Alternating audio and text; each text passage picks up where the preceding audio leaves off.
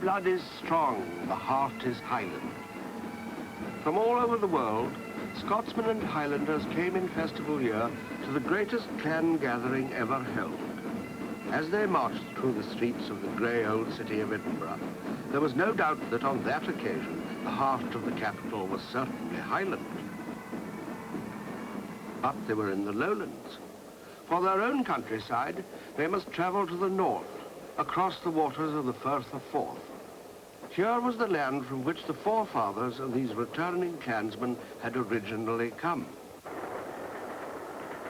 To pass from the lowlands to the Highlands of Scotland is to cross a border country which marks almost as sharp a difference as that between Scotland and England. Here is the real north, the dark, true, the tender north.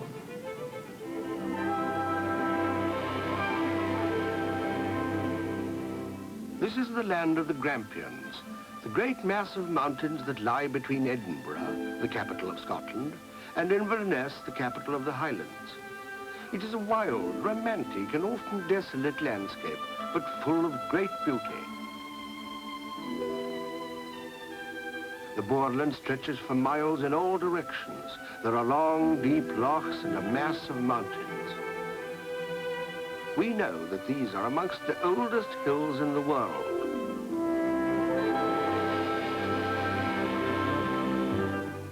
Nonetheless, the moorland does come right down to the edge of the little townships and gatherings of mankind. Here, the arrival and departure of the bus is a big event. The Highland folk, even though they are not themselves travelling, gather round to hear and to pass on the news.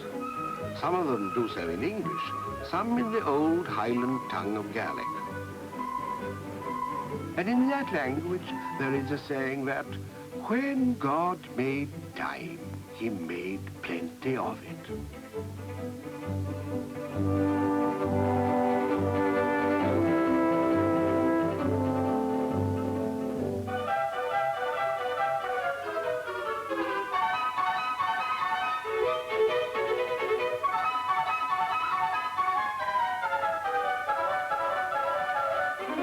But even here, the bus has to keep to schedule. That's not a bad salmon. The fisherman's taking home with him, and he knows it. When God made time, he made plenty of it. Ah, but they're all in now. The fisherman, the farmer, the housewife, the farmer's wife, and the children. And so, well primed with instructions, the bus driver takes his passengers on their journey.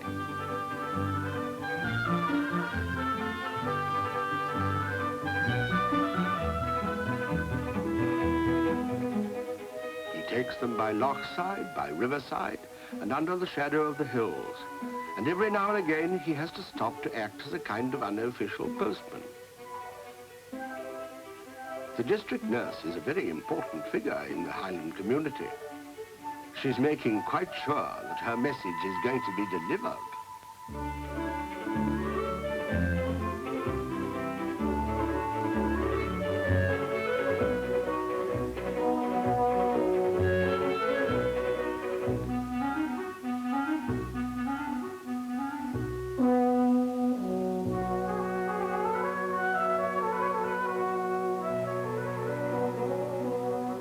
Bus routes go through scenery of great beauty, scenery which hasn't changed much with the years. But one thing has changed, and that is travel. Getting about in this part of the world was not always as easy as it is today. Sometimes in our modern journey, we see a reminder of the past when it took many days or sometimes weeks to cross this countryside. This is the old road, which was built in an attempt to pacify the Highlands by General Wade after the rising of 1715. Today, a new road capable of carrying tens of thousands of buses and motor cars a year leaps and stretches across the Moor of Rannoch and into the dark defile of Glencoe, the Glen of Weeping. Beside it, and like a ghost from the past, the old road meanders and turns its ancient way. Not everyone lives in the little townships which can be reached by the roads. There are further places, farms amongst the hills to which the bus cannot go. For the sake of these, there are wayside boxes where messages as well as letters are left for some of the remotest workers on the mainland of Britain, the northern Scottish sheep farmers.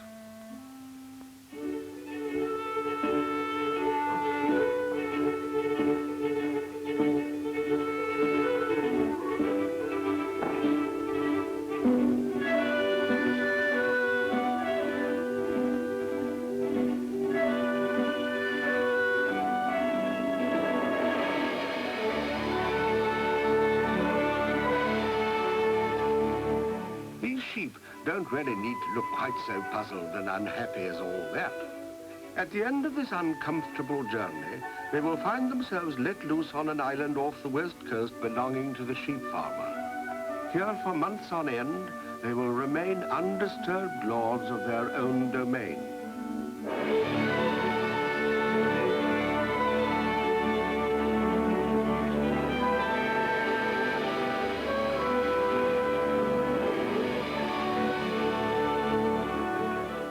Farming, though now a traditional Highland way of life, is not an ancient one. It's only about 200 years old. But there has come into the Highlands something even more modern than the modern sheep on the hills. For amongst these same hills, and in the strength of the waters that move in them, there was the possibility of an even newer way of life for the Highlander. A possibility dreamed of by only a few visionaries. Its name is Hydroelectric Power.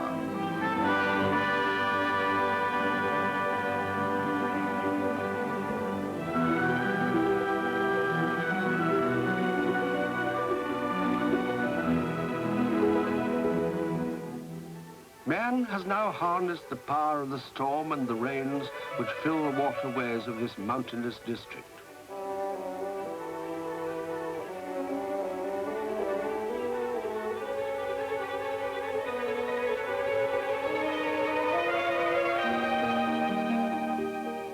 Loch came into being, a number of old things sank and disappeared from man's eyes, possibly forever. Abandoned houses, trees, fences, gates, occasional fields, and other signs of man's habitation. And here and there an old road is swallowed up in the rising tide of man-made loch water. Indeed, one very famous old road in parts now disappears straight into the waters of the loch, which man has made for his own use. It is the road to the Isles.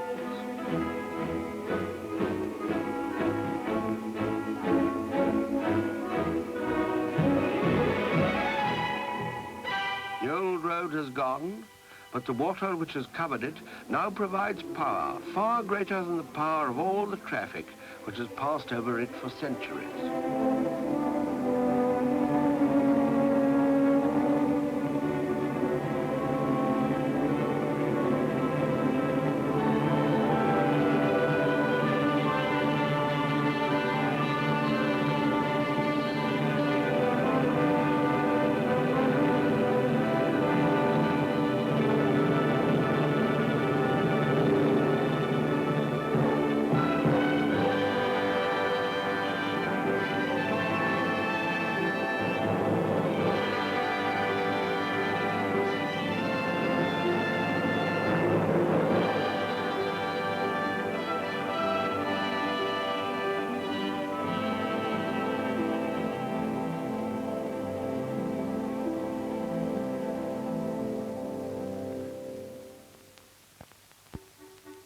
But it is not only in the waters of the Highlands that modern resources lie.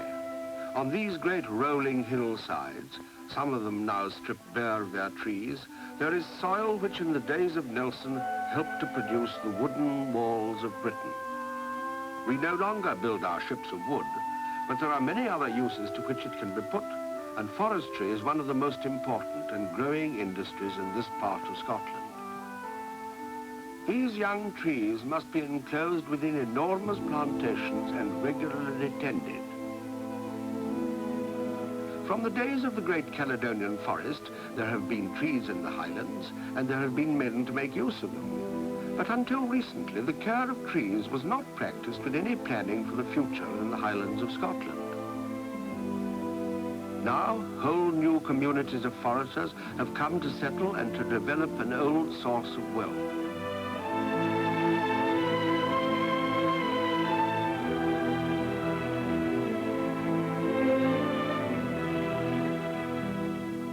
These new forests provide shelter for abundant wildlife, and the gamekeeper and the woodman often work in alliance on their own separate jobs.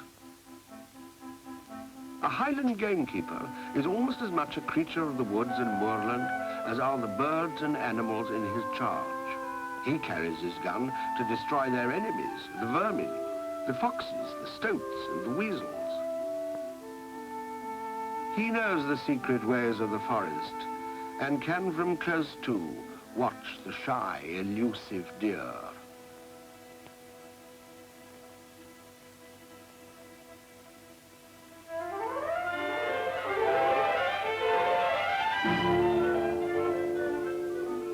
Skiing is a comparatively new sport in the Highlands, but it is one that has attracted many hardy enthusiasts from all over Britain. In these northern parts of our island, skiing is by no means solely a winter sport, for this is June.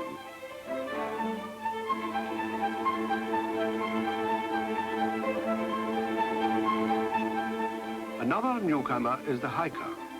Of course, there have always been mountain climbers, but they were not so long ago regarded as rare and adventurous spirits. Today, the mountain scenery of Scotland is open and accessible to the youth of the country.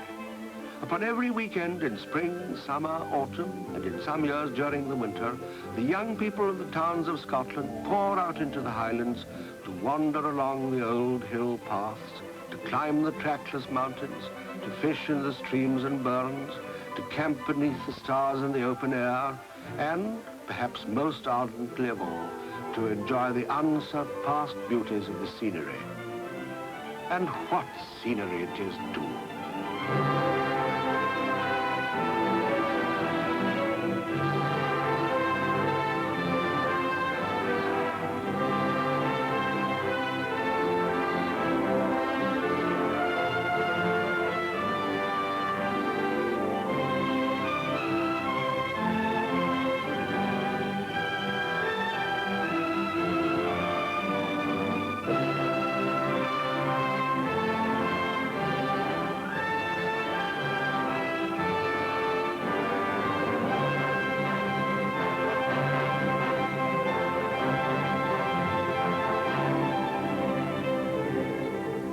Along a sea coast as beautiful as any in Europe, the traveller will see some of the old castles which have fallen into decay and disuse.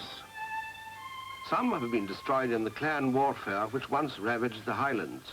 Their gaunt shells remain to speak to us silently of the more turbulent Highland past. But he will also see some, like Castle Urquhart on the shores of Loch Ness, which are still comparatively undamaged, and some like Eilean Donan on the west coast that are still inhabited. Amongst the most famous of the inhabited castles of Scotland is Glamis, which lies upon the eastern border of the Highlands. Scottish baronial in origin, it bears traces of French chateau influence, reminding us of the days when there was an old alliance between Scotland and France, and when stonemasons and builders, as well as students and scholars, showed this alliance in their work.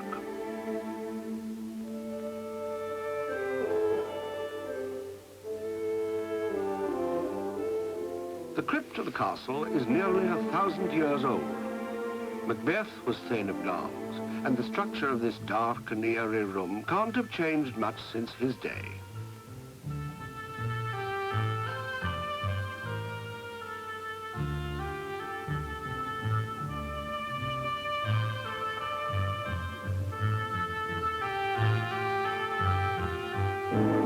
Next to the crypt, there is a room which Shakespeare has made famous. It is the room in which Duncan, King of Scots, was murdered by Macbeth. Methought I heard a voice cry, "Sleep no more. Glamis hath murdered sleep. Macbeth shall sleep no more."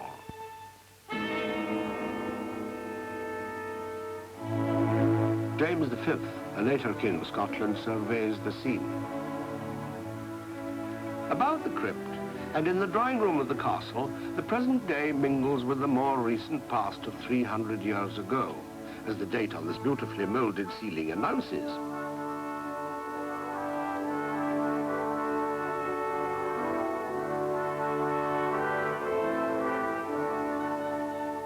The fireplace is of the same age, but the more modern furnishings show that the room is still very much a living room today. Portraits belonging to the illustrious family that has owned Glamis Castle look down upon the room which their descendants now inhabit. Further upstairs there is a room which of recent years has become as famous as Duncan's room, but for happier reasons. This was the bedroom of the late Countess of Strathmore of the family of Bowes-Lyon, which has owned Glamis for 500 years. The Strathmore arms are embroidered at the head of the bed, and on the canopy there are stitched the names and birth dates of Lady Strathmore's children.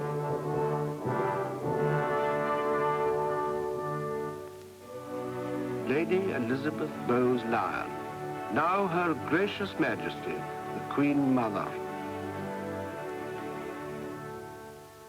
But modern life in Scotland doesn't rest only on a romantic past and romantic scenery. One of the main centres of Highland life is Inverness, the capital of the north. And here there are newspapers whose main business it is to report that life. The circulation of a Highland newspaper may not by the standards of the big national dailies be large, but it carries news to and from a large area, and it has to keep in touch with many present-day activities between the Atlantic Islands on the west and the North Sea on the east. Separated by the hills and in the different glens and valleys, these activities go to make news in the Highlands of today. For instance, what happens in the Caledonian Canal, one of the most important waterways in Britain, is news in the Highlands. The canal connects the Atlantic with the North Sea and joins the fishing waters of the east and the west.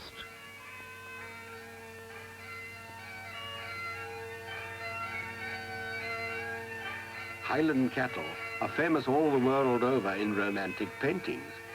But these magnificent beasts have a more practical interest for the farmers who rear them and who bring them to market. Rob Roy, the freebooter of the hills and his clansmen of the past, were in their lawless ways primitive ranchers. They would be surprised to learn of the thriving modern industry that has grown out of their old pursuit.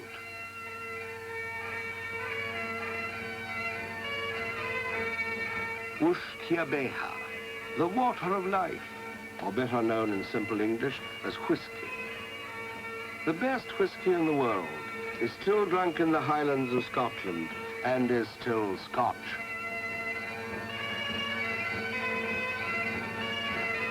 And you'll come across small townships devoted to the manufacture of aluminium, for there are new industries in these mountainous regions.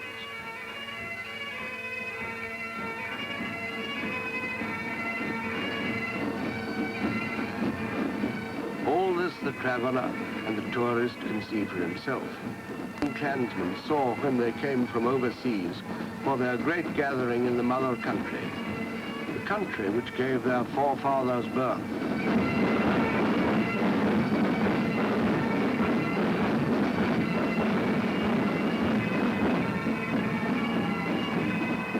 From the lone shieling and the misty island, mountains divide us and a waste of seas, but still the blood is strong, the heart is Highland, and we in dreams behold the Hebrides.